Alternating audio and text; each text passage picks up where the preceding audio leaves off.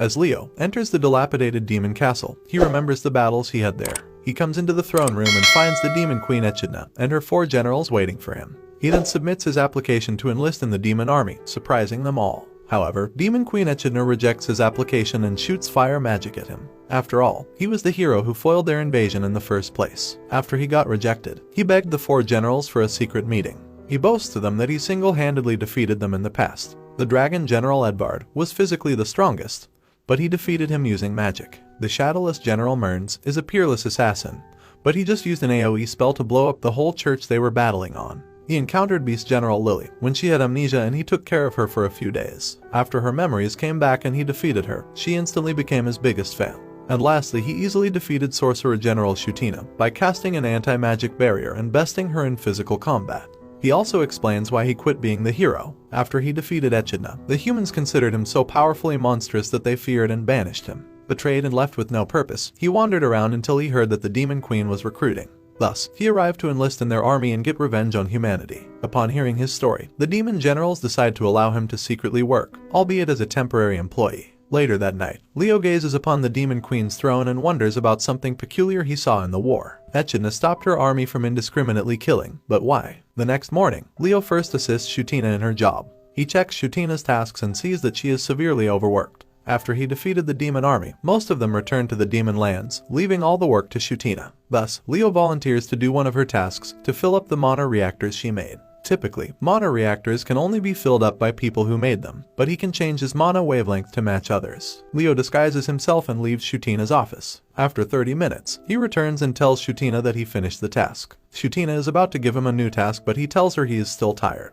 2 hours later, Shutina is now angry since Leo is still just resting. She is about to scold him when someone knocks. It was Shutina's subordinate reporting to her that they had filled up the mana reactors. It turns out that Leo gave her subordinates talismans and taught them to fill up the mana reactors, thus reducing her workload permanently. Not only that, but he had also been observing her work and found more tasks she can effectively delegate to others. He teaches her that she shouldn't be shouldering all the work but instead, delegate them as their boss. As a reward, he asks Shutina for a kiss and Shutina fires magic at him again. Later that night, Shutina gives Leo his next task, to help Lily in fixing their supply chain from the Dragon Islands of Largo. Largo Island's dragonfolk had always been persecuted by humans, which made them wholeheartedly support Echidna's invasion and provide the main bulk of their supplies. Unfortunately, Lily, who is in charge of their logistics, typically does it in a childlike fashion. Thus, Leo accompanied them in the next supply run. When they reach Largo, the demons are about to start transporting the goods when Lily stops them and instead suggests they eat for the day. Leo recognizes that they can easily finish the job if they divide the labor, but under Lily's leadership, it clearly won't happen. When Leo tries to order the demons, they tell him that they need permission from Lily. The dragonfolk themselves are getting angry at the demons for destroying their crops. Thus, Leo enacts a plan to teach Lily how to properly lead. He pretends to be sick from a snake bite and forces her to go through different trials. To his surprise, Lily brute forces her way through all the trials, instead of using teamwork with her subordinates. He even tried to disguise himself as a minstrel and teach her, but she just instead did it her way. With his plan foiled, he decided to just sleep for the night. The next day, Lily suggests to him the very same division of labor he was thinking of. It turns out that she did listen to the minstrel last night. Leo assumes that telling her what to do wouldn't work and that he has to force her into the situation. But it turns out that just good old-fashioned suggestions would work. Later, he reports to Shutina about their successful job. The next day, Shutina tells Leo that Echidna herself is summoning him. It looks like all his help might have finally caught the attention of the Demon Queen herself. Leo knows that Echidna is as strong as Edvard and as smart as Shutina, so he worries that she might see through his disguise. However, when he meets Echidna, she just invites him to dinner and some drinks. She also forcefully removed his helmet, but he quickly changed his face and Echidna's drunken state prevented her from suspecting anything. To quickly escape from their dinner, Leo tries to make Echidna drunker, but after a lot of bottles, she's still not going down. He then tries bonding with her over the food and tells her that he has a curse that prevents him from removing his helmet for prolonged periods. Unfortunately, she just proposed for them to enjoy the night. Leo then learns that Echidna's goal for the invasion is to get the Philosopher's Stone from the humans and revive the dying demon lands. She doesn't want to kill anyone, but she just wants to make the demon lands fertile. She's not even angry at the hero who is just doing his job of protecting the humans. Echidna's seriousness makes Leo want to reveal his true identity, but Shutina and Lily suddenly arrive with grave news. Merns is running away while Edvard is trying to take his own life. After receiving the 2 generals' letters, Leo volunteers to go after Merns and talk to him. They meet in the forest outside and stop to talk. Leo, however, secretly casts a magic chain on Merns so he cannot run away because he knows he can't catch up to the assassin's speed or stealth. After a while, Mearns finally speaks and tells him that he has to conduct interviews with new agents and spies. He has to be energetic and imposing, but he's not a good talker. He was hoping to learn something if he runs away and visits lots of villages first. But now, he would just have to let Leo teach him. Leo later reports to the others that he successfully stopped Mearns from leaving. Meanwhile, Echidna tells him that Edvard was trying to take his own life because he failed to train his soldiers. He tried to stab himself, but all the swords kept breaking.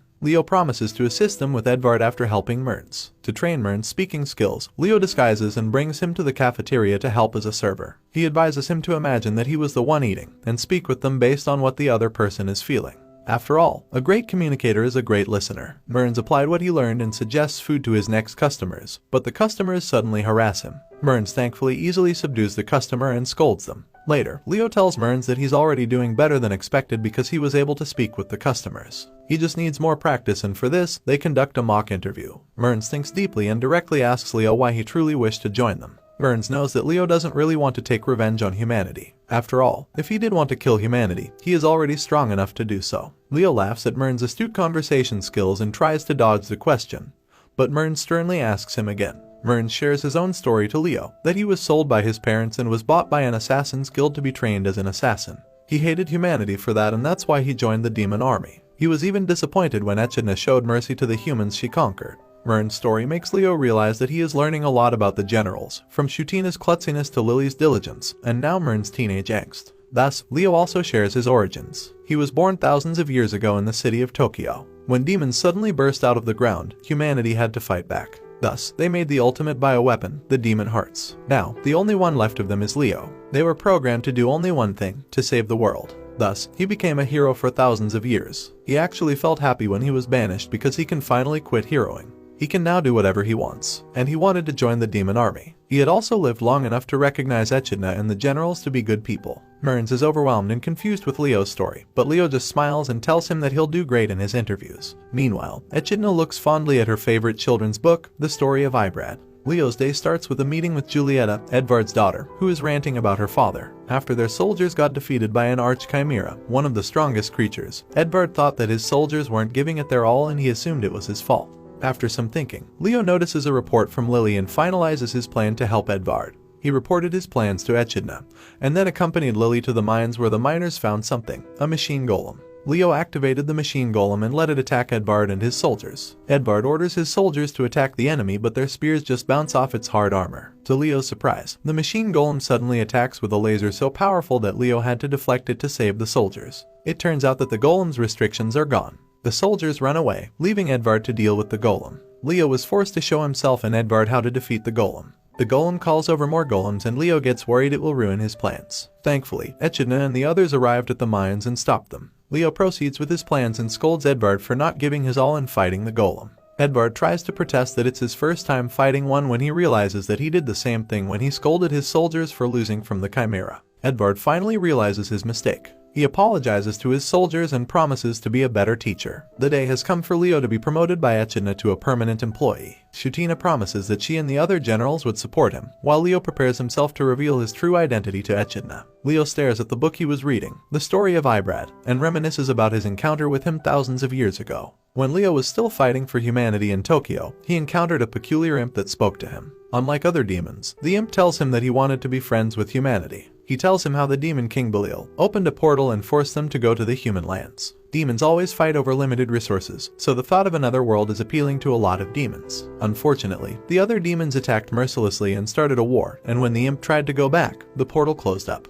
The imp also introduces himself as Ibrad and befriends Leo. When Leo shares about his own origins, Ibrad asks him what he will do after the war. Truthfully, he doesn't believe he'll survive the war because he is the weakest of the demon hearts. His only power is hyper-reactive skill improvement. Leo then brings Ibrad to the other humans after he expresses his desire to coexist with them. Before he leaves, Ibrad tells him that if he was ever in danger, he should just abandon his quest and enjoy the life he wants. He makes Leo promise to find something to live for and enjoy life. Now, 3,000 years later, Leo smiles at the memory of Ibrad, his wise friend. He wears his disguise and goes to meet Echidna. Echidna was about to accept Leo as her 5th general when a servant suddenly barges in and tells her the bad news: the demon portal is suddenly closing. After they use their magic to temporarily stop it from closing, they conduct an emergency meeting on what their next step should be. They have two choices. They either disband their army and return to the demon lands, or attack the humans and try to get the Philosopher's Stone. Unfortunately, Echidna is still worried since they have no way to defeat the hero Leo. Thus, she sadly decides to disband their army. Lily tries to tell her that Leo already defected to them, but Shutina stops her. Leo asks Echidna if she really wants to make a better world for the demons. When Echidna answers yes, he finally removes his disguise and shows his face to her. Leo tries to tell her that he knows of another philosopher's stone,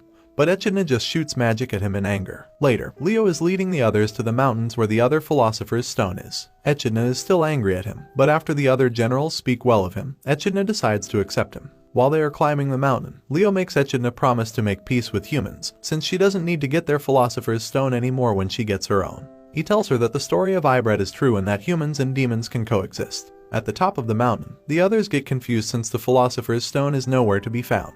Leo then speaks up and tells them that the philosopher's stone is inside him, the one powering him up all these years. He then renounces his allegiance to the demon army and tells Echidna to kill him. When Echidna was just a child, she already heard stories about the hero who always defeated them. She was confident that when she grew up, she would be the one to defeat him. In the present, it looks like her wish will come true as Leo challenges them to a fight. Echidna tries to talk to him first, but Leo just quickly attacks her. The generals try to make him stop, but he fights them all. Leo then fills up the whole sky with magic and declares that he'll just destroy both humans and demons so he can finally quit heroing. When Lily tries to make him remember how they helped each other in the past, Leo just shoots a magic arrow at her. This finally angers Echidna, who denounces his title as a hero. They all attack Leo, but he just defeats them one by one. He freezes and burns Edvard, covers Murns in ice, and electrocutes Lily. Echidna realizes that they might lose unless she uses her secret weapon. She asks Shutina to buy her time, while she prepares the magic specifically designed against the hero and passed down from Demon King to Demon King. Just as Leo punched and defeated Shutina, Echidna casts the hero binding spell, Anti-Leo. Echidna worries that Leo might dodge her attack, but Leo just smiles and thanks her. Leo remembered that his earliest memory is hearing the order protect humanity. He was happy at first, going from region to region fighting evil. Thousands of years pass this way, and his skills also rapidly improve. However, when peace reigned on Earth, he wasn't happy. There was a part of him that wanted the world in danger, until one day, he realizes he can just plunge the world into peril himself. Demon hearts have a function called thought masking that prevents them from thinking harmful thoughts. However, after thousands of years, Leo developed an ego that was able to turn it off. Therefore, he starts a new project to create a new batch of enemies to plunge humanity into danger. On the day that Echidna's army attacked, the news woke Leo up to what he was truly doing.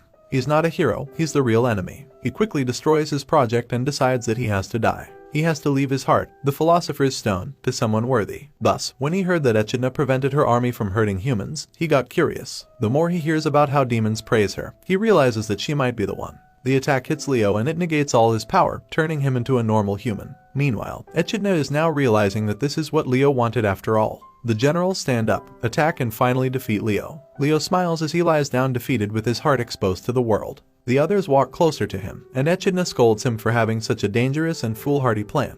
He then tells them that they should just pull out his heart before he can recover. Echidna understands that Leo is sacrificing himself so that the demons and humanity don't have to fight over the philosopher's stone anymore. He really is a hero. She kneels over his chest, and Leo closes his eyes as he prepares to die. However, Echidna slaps him instead. She steps on him and scolds him for giving her another job when she is already too busy with the demon army. She tells him that she will employ him as the ambassador between the humans and demons. He tries to ask Edvard, Lily, Murns, and Shutina to take his heart out, but they all just scold him too. Leo reminds them of his order to protect humanity, which might force him again to create something that will endanger humanity. However, Shutina reminds him that he can just turn that off too using his ego. Leo is dumbfounded that he hadn't thought of this, and when he tried it, the order in his head easily stopped. Thus, as Leo's chest heals, he accepts Echidna's outreached hand. The next day, after a lot of drinking, Leo promises Echidna that he will ensure she'll be a kind queen and help her in building peace between the two worlds. Out of nowhere, their subordinates suddenly barge in and report various problems in the army. The generals leave to go help their subordinates, and Leo happily walks after them to help.